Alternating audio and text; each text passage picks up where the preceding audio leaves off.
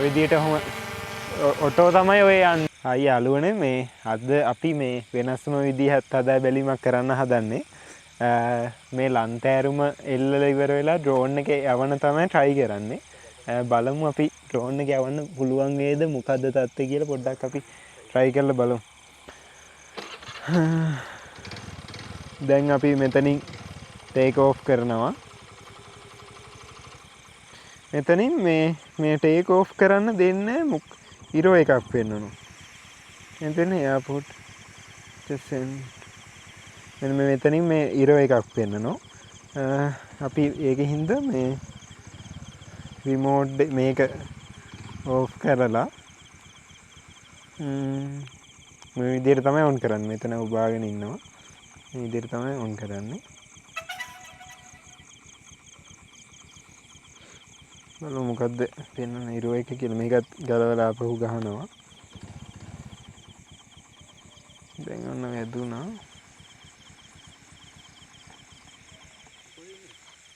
දැන් take off කරා.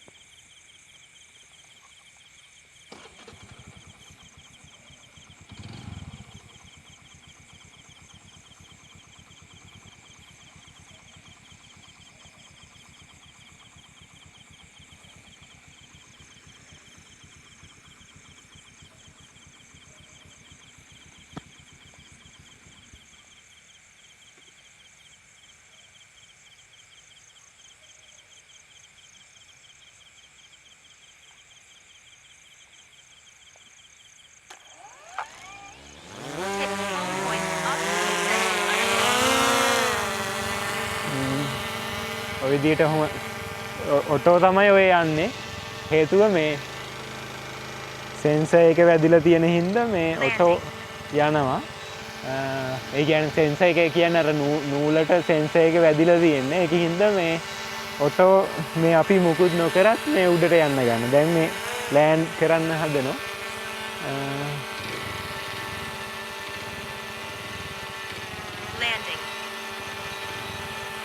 ඔය විදියට මේ ඩ්‍රෝන් එකෙන් යවන්න පුළුවන්.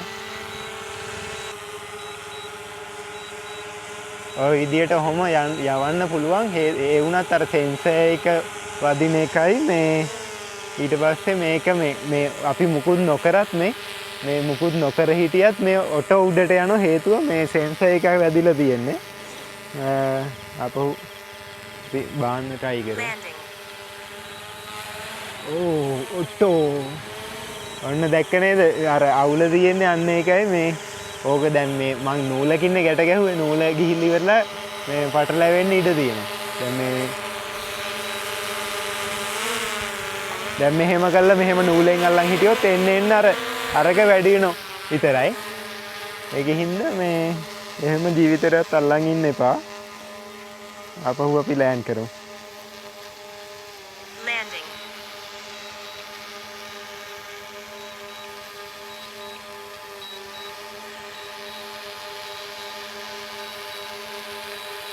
දැන් අපි ලෑන්ඩ් කරමු මේක අර ඩ්‍රෝන් එකේ ඉතින් අර ආසාව ඇත්ත අරගෙන වගේ තමයි මේ වගේ අත්හදා බැලීම් කරනවා නම් කරන්න ඕන. හේතුව මේ නූල මේ පටලැවෙන්න ඉඩ තියෙනවා. මේ විදියට මේ බා ගන්න පුළුවන්. මේ ඕෆ් කරද්දී වුණත් මෙහෙම එකපාරක් ලැබුවා මෙහෙම ඔබාගෙන හිටියා. එහෙම තමයි ඒ බටන් එක ඕෆ් කරන්නේ මේක ඕෆ් කරන්නේ සහ මේක ඕෆ් කරන්නෙත් මෙහෙම ඔබාගෙන හිටියා. ඊට පස්සේ දෙකම ඕෆ් වෙනවා. අර විදියට මේ අපිට ගලව ගන්න පුළුවන්. ඉතින් මේ විදියට මේ